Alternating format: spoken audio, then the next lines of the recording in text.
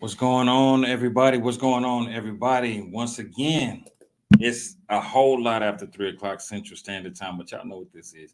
It's another episode of Book Talk Live. For those of you who do not know me, my name is Ray Destin Jr. I am the founder and CEO of BOBM Publishing. We are a full service publishing house with more details to come. But we help authors with everything from the idea, which includes the coaching, all the way up to the publication, marketing, and launch, which is our bestseller program. So, for those of you who do not know, we have already been so successful that we've helped the last 431 authors that we've worked with launch to number one bestseller on Amazon. And I'm gonna say it, you should be next. Now, as far as today goes, I got some stuff that I really want to get to my authors, and this really is not just for authors. This conversation is something that is beneficial to anybody who is in business, anybody who is striving to achieve their goals, anybody who is looking to become successful or more successful in life. And we're talking about two things. We're talking about the power of collaboration versus competition. Collaboration versus competition. Now, these two are two completely different things. If you tuned in with me live, just go ahead and leave a comment. Let me know where you're from. Let me know your name. Let me know your city. That way we can go ahead and acknowledge that you're even here with us. But for those of you who catch it later, just come back, hit that type in replay squad if that's what you're doing, right? So I want to touch on some things with you. This one has been heavy on my mind. For those of you who do not know, I'm going to be a little bit transparent in this specific live to kind of give you some background on the past few years. A lot of things have been happening in the background, and y'all are probably like, man, you disappeared for about a good 6 months to a year. What happened to you? What was going on? Well, life was life, right? During the last part of 2022, I was actually going through some very personal family stuff that had to be resolved, and actually ended up getting resolved last year. For last year, there were a few deaths in the family, and it just kind of put me in a different place. So I had to step back. Now, the reason I'm even giving you just that piece of transparency is to let you know the reason that we're talking about competition versus collaboration is that one thing that I found in those moments that I stepped away was how many people actually are competing. And when I say competing, some of these are people that have been helped through their personal process, but was not willing to give that space for my personal healing. But listen, that's why I come to you every week, is to give you some information, give you something that can truly benefit you, right? So let's jump into it today. When we talk about collaboration and we talk about competition, collaboration has a lot of benefits. If y'all have been listening to me for the past few months, the thing that I'm talking about is collaboration. Collaborate at your level. And what I mean by collaborate at your level is this is no longer the season to continue to elevate others while not taking care of yourself. I always hear it said that you got to put your mask on first. So that collaboration can be very beneficial when you are collaborating with others who are collaborating with you. What that's called is a synergy.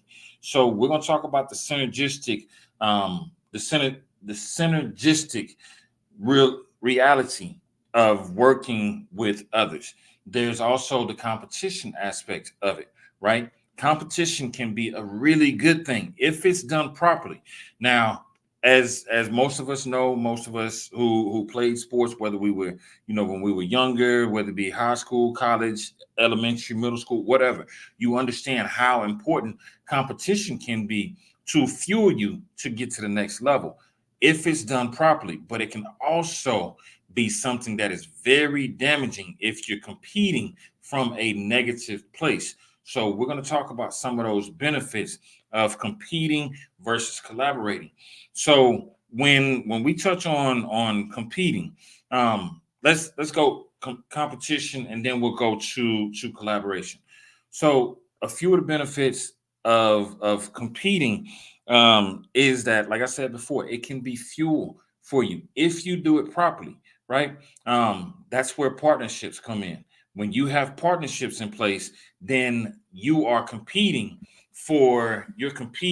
to make each other better, right? When you think of the competitive nature that made others better, you're thinking of people like Jordan and Pippen. They were on the same team, but they were always competing to help each other. They were competing about their work ethic. They had a similar work ethic.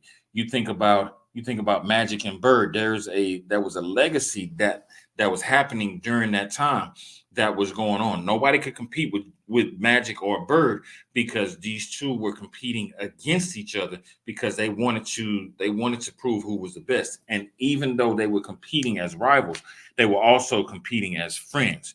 When it comes down to being an author, you want to understand, you want to surround yourself with people who are achievers, right? And when you start to surround yourself with people who are achieving, then that competition is going to be a different type of fuel. If I know that my friend is booking speaking engagements, is selling books, is making podcast appearances, then that's going to fuel me to get to the next level because I want to be in that club too. I'm going to go after the best speaking engagements. I'm going to shoot for podcast appearances. I'm going to work to sell more books. This is a great competition. But what you want to do in that situation is communicate with the person that you're competing against. And there's a reason that you want to communicate, because then it allows them to understand, okay, we got a competition going on. Let's put something on it, right? It can be, if you sell more books than me this month, then I owe you dinner. If I sell more books than you, then you got to take me out to Top Golf. We just got to go hang out and do something fun. That is competing at a high level for a reward, and it's friendly competition. So that actually fuels you to get to a higher level because now you're competing to make each other better. Now, that's healthy competition. So if you haven't, one of my suggestions to you is find yourself. I've talked about this before. Simply find yourself an accountability partner, somebody who can hold you accountable and say, hey, we talked about our goals at the beginning of this week. Where are you at? If you're not hitting your goals, then you owe me this, or I owe you that. If you do hit your goals, what's going on, Nick? I see you on here with me. Um, that's healthy competition, and you always want to have healthy competition. The opposite is competing against someone just for the sake of being spiteful or envious. That's never cool, right? One thing you'll always see is, I say, elevate higher and spread love. The goal is to help everyone get better. So if you're competing from a place of pain or from a place of envy, then what's going to happen is you'll never be satisfied with the level of success that you achieve. So you want to compete at a healthy level. That type of competition can tear not only you down, but it'll tear the other person down. And what it starts to do is people will want people will not want anything to do with either of you because they don't want to be involved in your conflicts. So you want to compete from a healthy place to push people to a different level. So my only suggestion for those of you who are competitive is find a group of friends. There's an old saying that says, if you look at the five people that you are around, that'll tell you everything about you. If you look at the five people that are around you, if they gossip, you're going to gossip. If they are success minded, you're going to be success minded. If they are focused on their goals, you're going to be goal oriented. And if you look at the income of the five people around you, 9 times out of 10, you'll find yourself either somewhere in the middle the top or the bottom, but you're going to be the average of the 5 people that surround you. So make sure that you're competing at a very healthy level. When I come back, I'm going to talk to you just a little bit about the collaborative side, because there's some things as authors that you can do and that you should be doing right now that will definitely take your game to a completely different level. I'll be back with you all in about 2 and 2.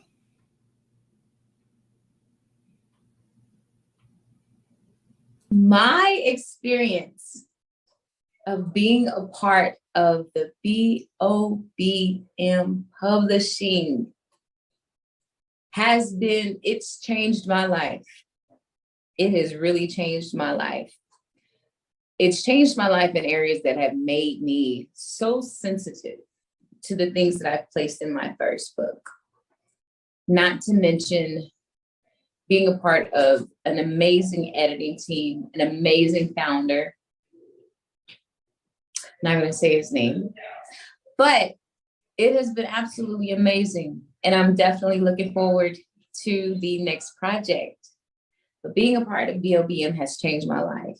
And it has allowed me to be a part of the winning mindset, as well as my first book, Identity Crisis. I'm so grateful for BOBM. This company has been probably one of the most influential companies I've ever been a part of and wanted to be a part of since actually writing my book. So BOBM is phenomenal. There are no words for this particular company. The visionaries, the editors, it has from all across the board. It has been amazing.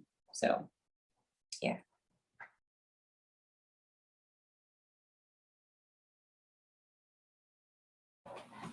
Right. Listen, that young lady is currently working on her documentary, which will be out soon, hopefully by the end of this year.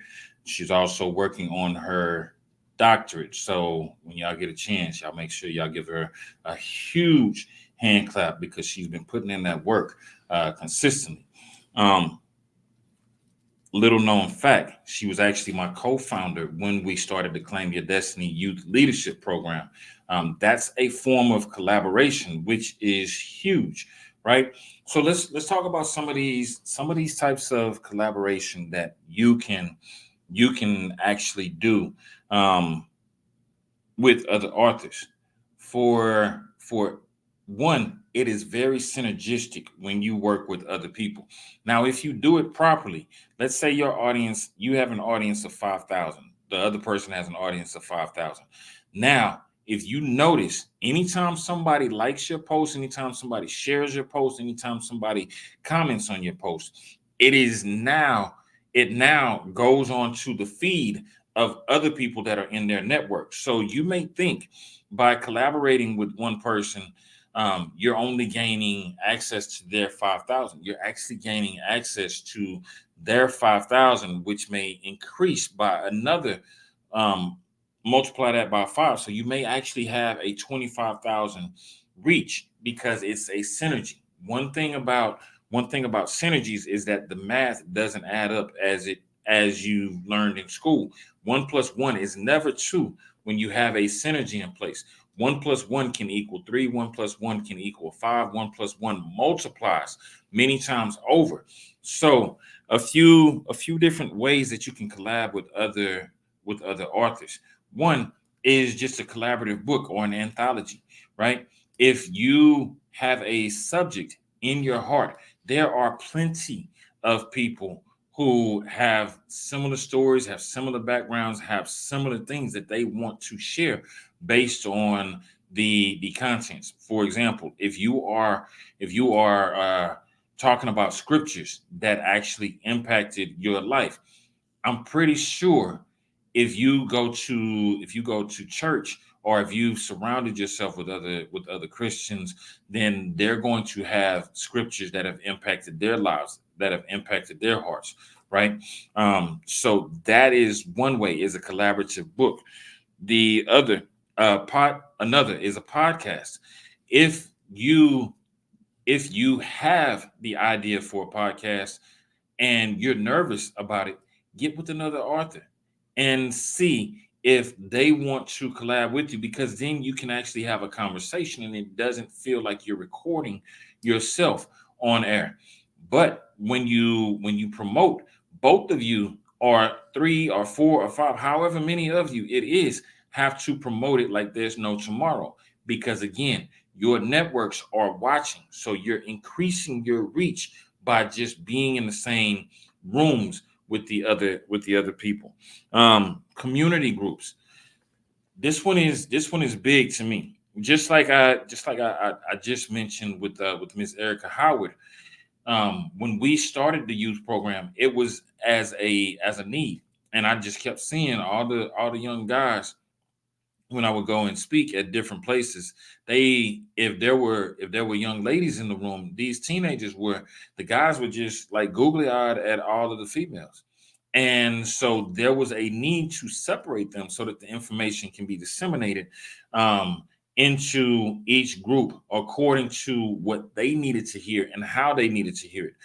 Now, as the young men's program began to grow, the young ladies said, wait a minute, we want something too.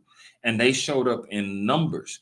And since they showed up in numbers, Miss Howard, she stepped in right on time and said, I can run the young ladies program for you. We were able to impact both sides of the spectrum, because you had the boys over here getting information and you had the young ladies over here that were getting information. And as a result, we were able to impact the community as a whole. If you collaborate with other authors who share similar views as you can get that information out there, because what there's a scripture that says, one can fight 1,000, but two can fight 10,000. There's a reason for that. If you collaborate and if you work well with others, then you can increase your reach dramatically, especially for community programs. Conferences. There is a program that is coming up for authors that I'm a part of with Miss Sharon Jenkins. She is a phenomenal writer. It's her conference, but we're collaborating on that. I've often collaborated with my business partner, Miss Adrienne E. Bell. There is such a collaboration. There's a beautiful thing about collaborating with others. It's always a pleasure to work with Kenneth Wilson when we have a chance to collaborate on different events. Dr. Sonia Lowe, we have been discussing some things. Won't bring it to the forefront just yet, but there are a lot of opportunities to collaborate with others, especially if you want to do a conference, because as authors, guess what? You're going to need more speakers than just yourself to hold the room. And when you have other people that you share the stage with, it does not weaken your voice. It actually strengthens your voice, because people have a chance to see the level of people that you are surrounding yourself with.